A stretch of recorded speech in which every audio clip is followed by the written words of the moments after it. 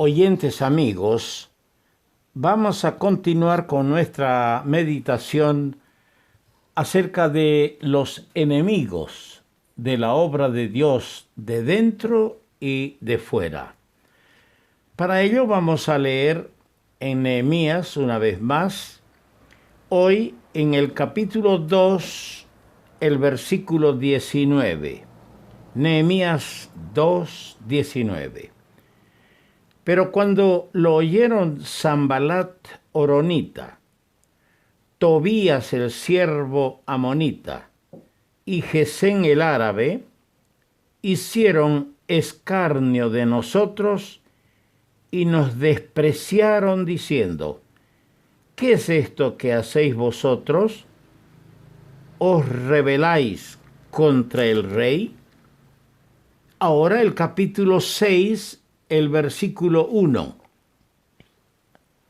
Cuando oyeron Sanballat y Tobías y Gesén el árabe y los demás de nuestros enemigos, que yo había edificado el muro y que no quedaba en él portillo, aunque hasta aquel tiempo no había puesto las hojas en las puertas.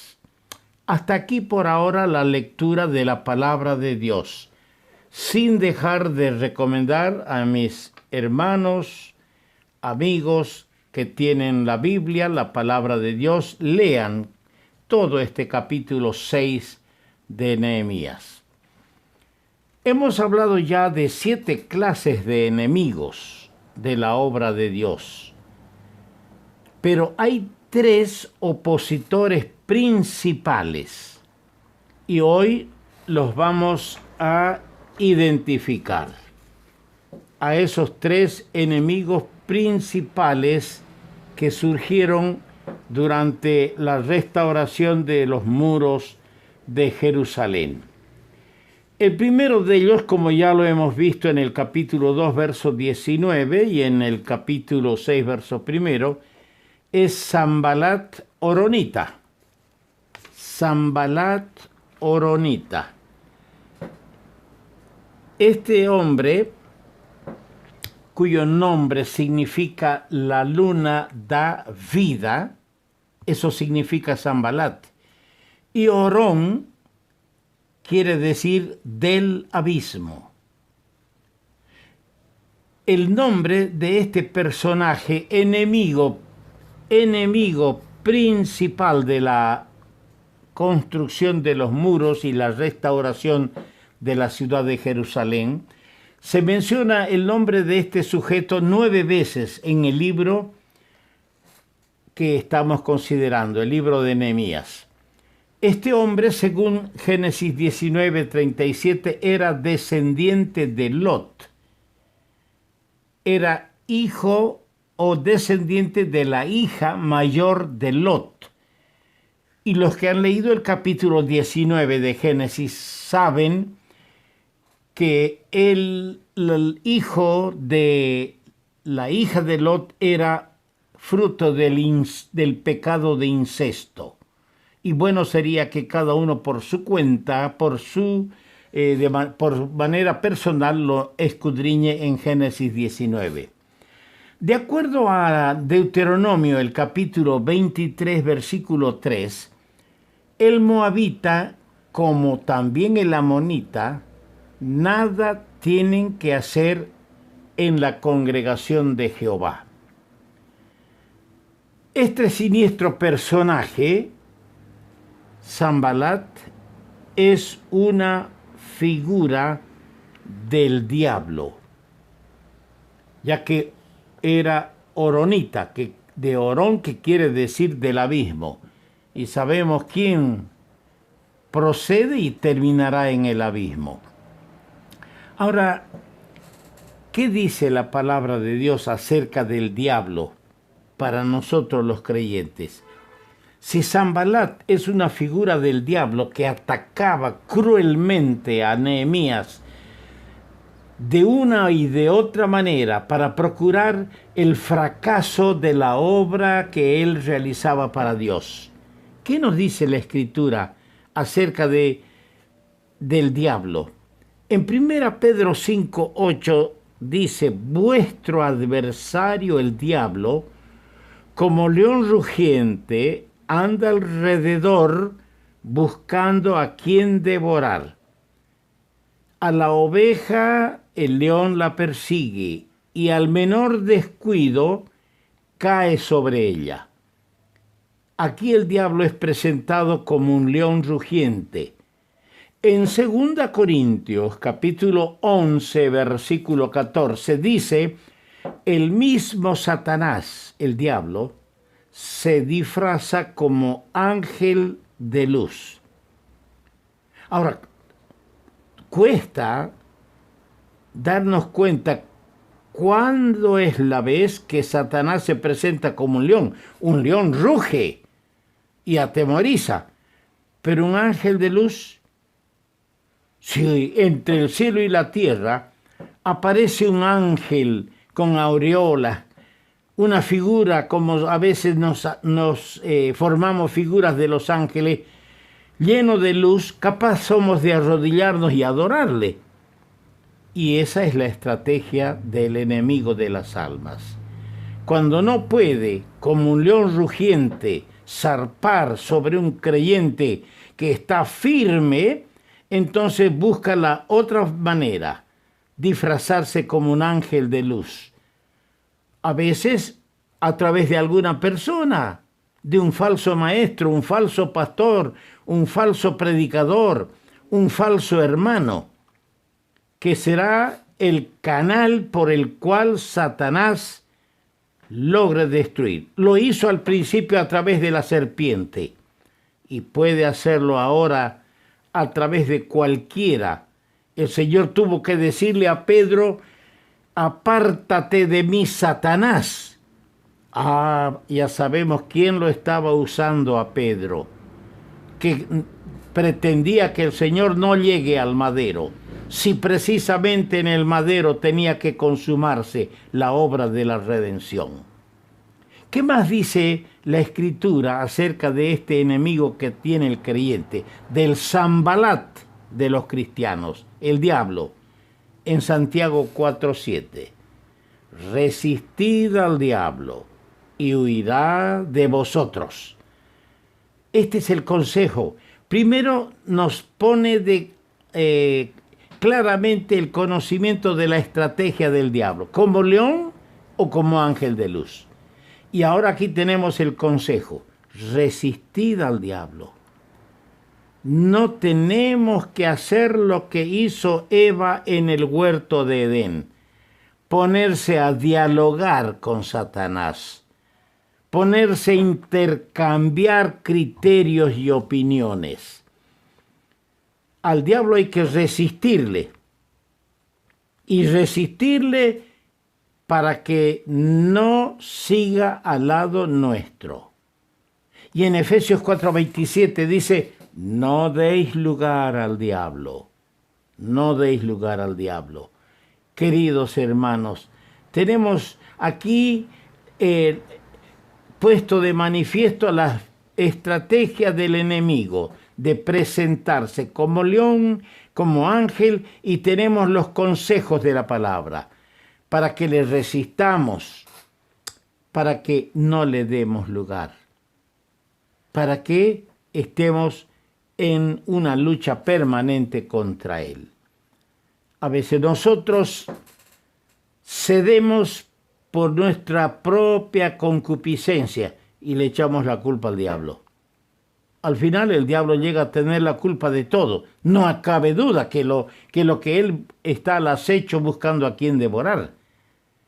Por eso es que tenemos que saber distinguir entre el león rugiente, el ángel de luz, resistirle y no darle en nuestras vidas ninguna cabida, ningún lugar. El otro enemigo de los tres principales es Tobías, el siervo amonita. Tobías significa Jehová es bueno. ¿Qué le parece? Jehová es bueno. Este también era descendiente de Lot, de acuerdo a Génesis 19:38. Los amonitas, Amón era el nombre de la hija menor de Lot, y de ahí vienen los amonitas. Y este Tobías era amonita, sin duda alguna. ¿Qué nos dice la palabra de Dios? En el libro de Nehemías, 13 veces aparece el nombre de Tobías. Era yerno de Secanías, hijo de Ara. Su hijo Jonaán se casó con la hija de Mesulam. Es decir, los israelitas emparentaron con sus propios enemigos. Y este personaje es una figura del mundo. Los amonitas es una figura totalmente del mundo. ¿Y qué dice la palabra del Señor en cuanto al mundo para nosotros los creyentes?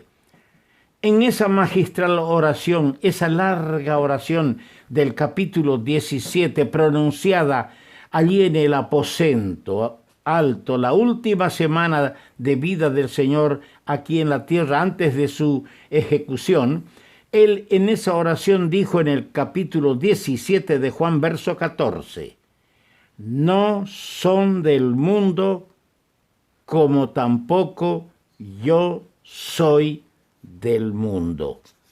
No son del mundo como tampoco yo soy del mundo. Qué clara es la palabra de Dios. Nosotros, queridos hermanos, no somos del mundo. Tenemos una nueva ciudadanía.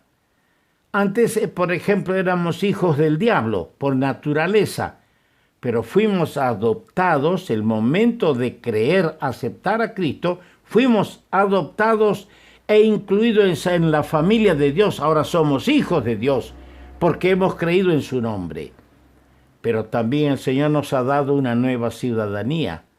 Ya no somos del mundo, estamos en el mundo, vivimos acá, pero no somos del mundo. Nuestra ciudadanía está en los cielos, de donde también esperamos al Salvador nuestro, al Señor Jesucristo.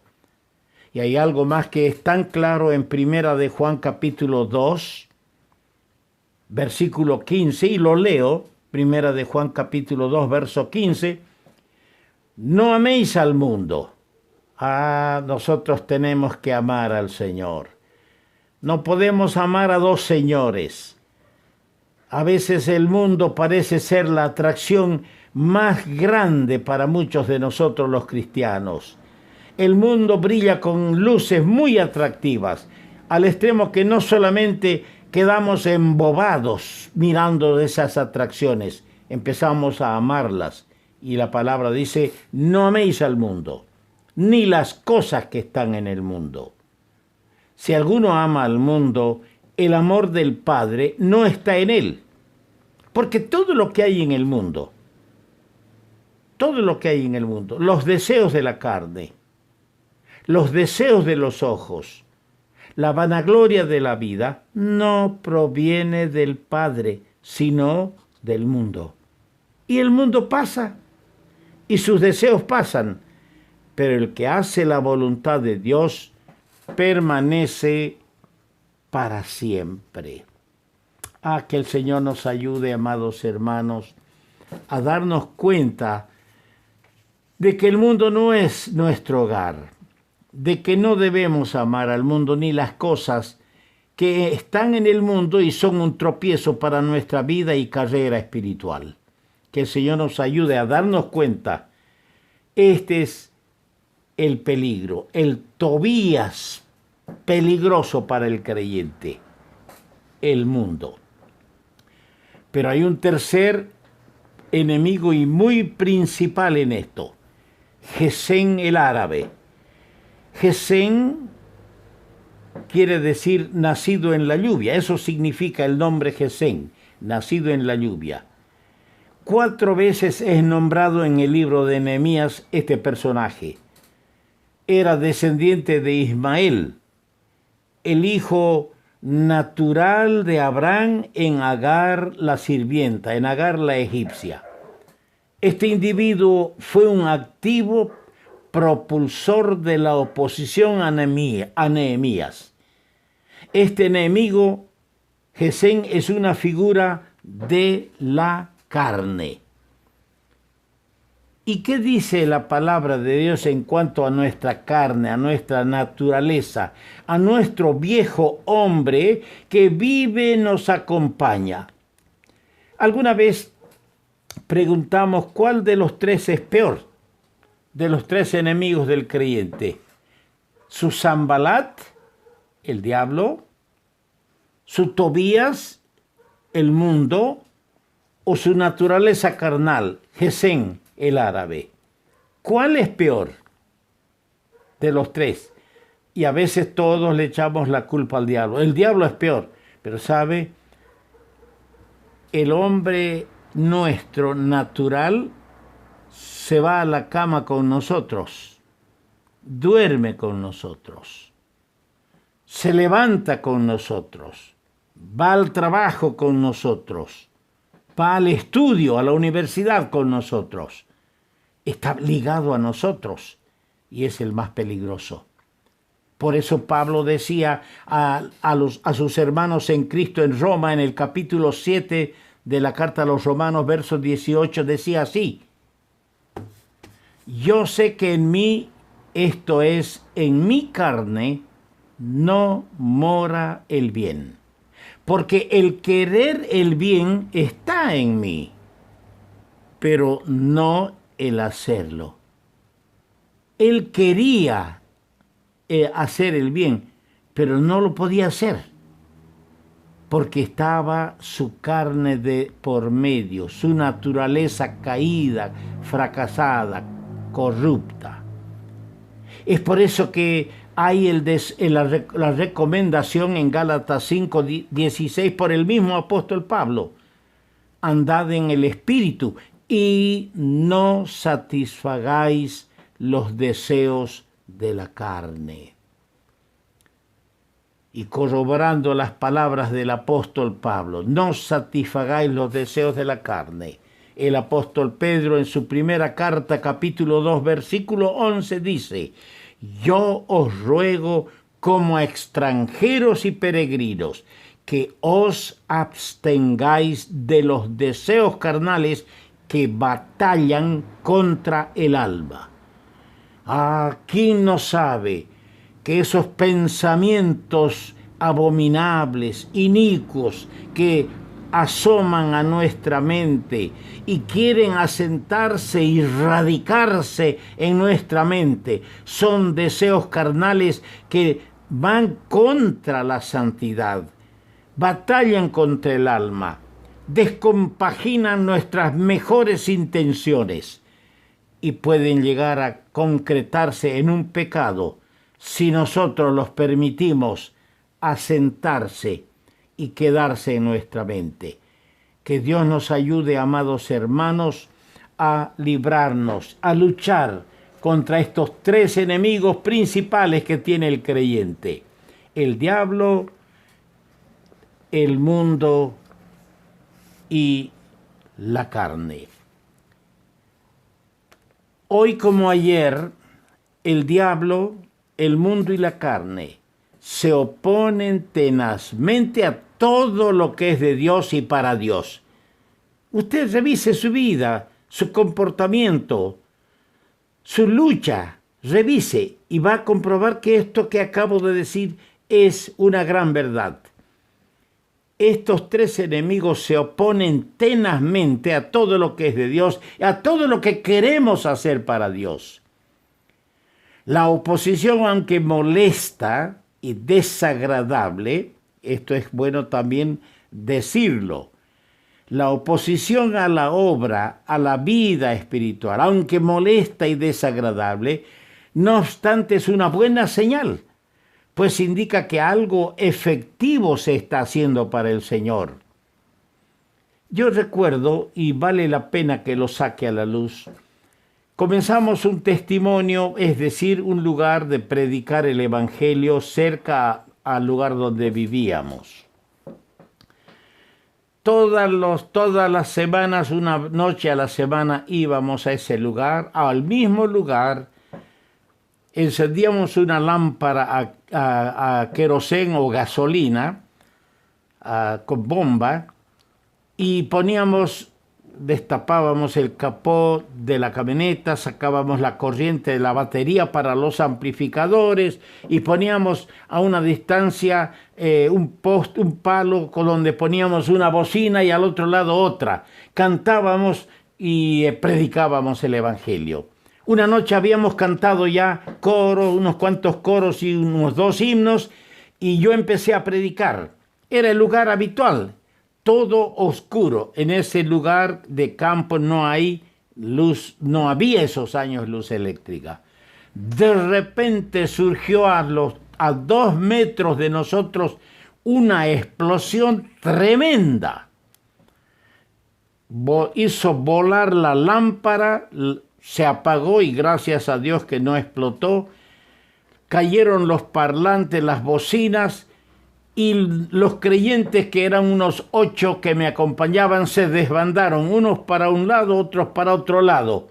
Yo me apegué a la camioneta y dije: sálvame, Señor, protégeme, Señor, pensando que iba a haber otra explosión, pero no hubo más.